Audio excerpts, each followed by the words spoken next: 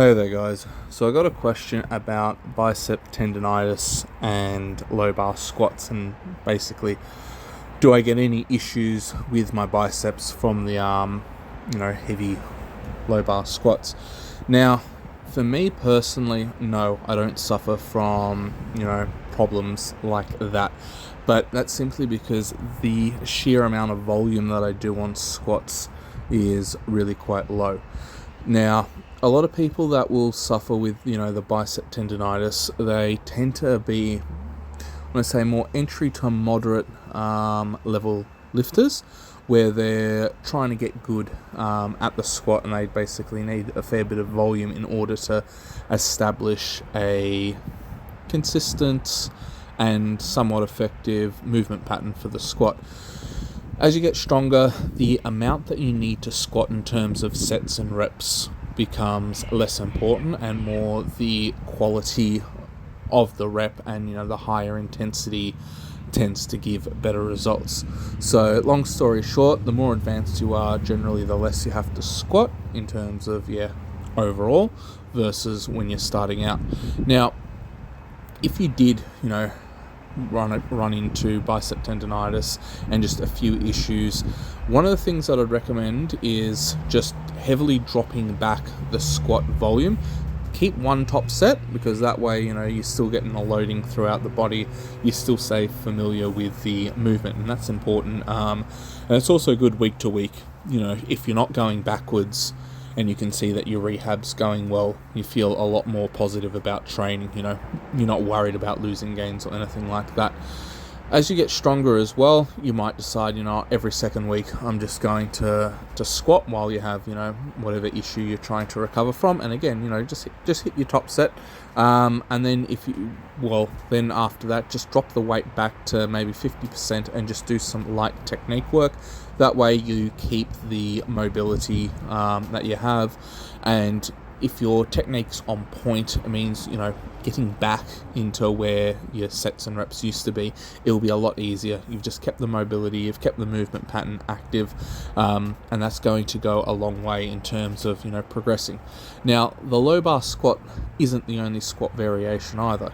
You can then swap to front squats, and most of the time you're going to have no issues whatsoever. Or if you want, you can use a cambered bar, you could use a safety squat bar, completely up to you, whatever you want to do. Because as long as you're still stimulating the muscles that are required in order to, make a squat successful, you're not going to lose any strength in terms of muscle tissue strength. You're just going to become rusty at the movement pattern the longer you don't squat. A really good example that I can give is me as well. Typically in the off season, I only front squat. I don't even back squat. So it takes a fair bit of time for me to get the mobility back to get underneath the bar.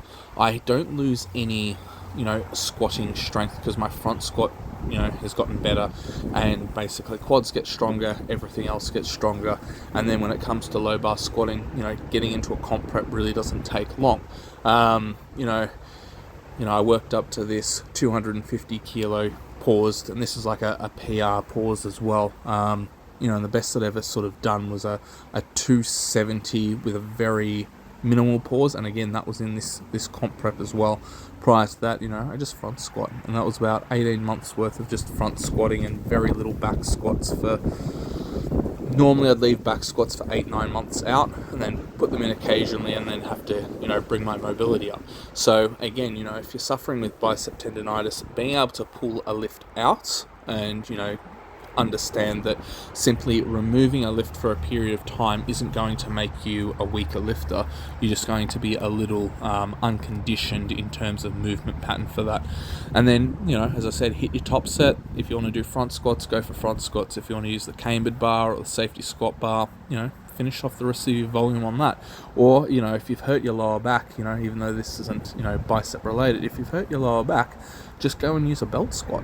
That way, you've got the load sitting on your hips and not your lower back. As long as your quads, hamstrings, glutes, everything else are getting stronger, take your time to rehab your lower back or whatever you've done to injure it.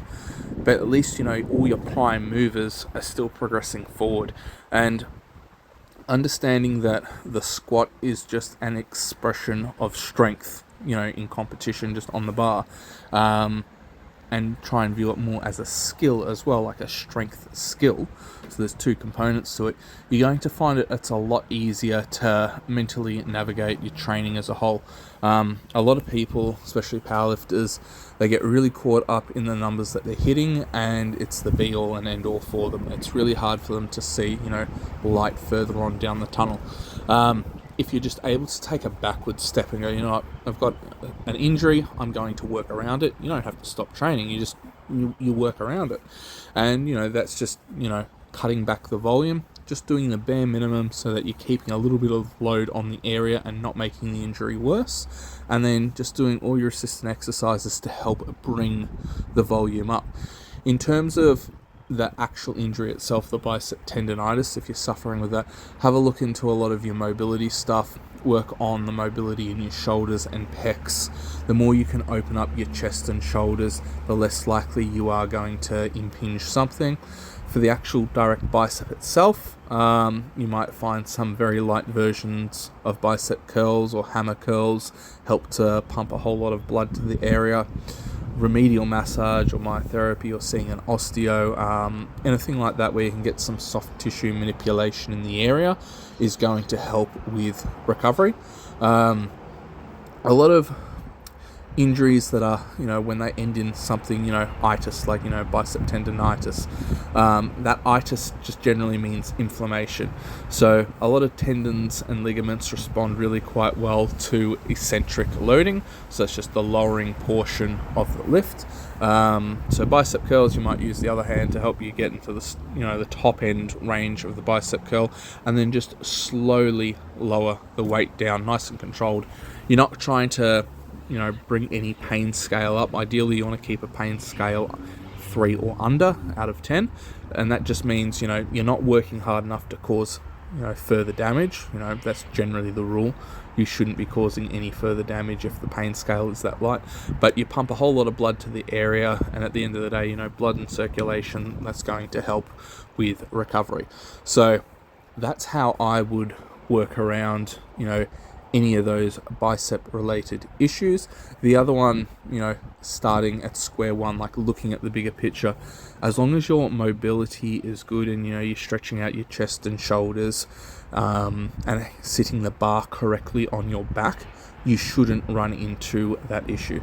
If you're holding the bar incorrectly on your back and really using your arms to help support the load, you're putting a lot of force on an awkward angle, through your arm and bicep, and ultimately, because, there's rotation going on at the joint, you're not going to have a bicep that's very, very happy with you at all. So it's sort of, you need to look at why you got injured in the first place. A lot of the time is, poor mobility, and that's why I have to spend 6 to 8 weeks to stretch out to actually get under a bar comfortably, and I don't rush it because I know if I haven't back squatted in a while, my mobility is really poor.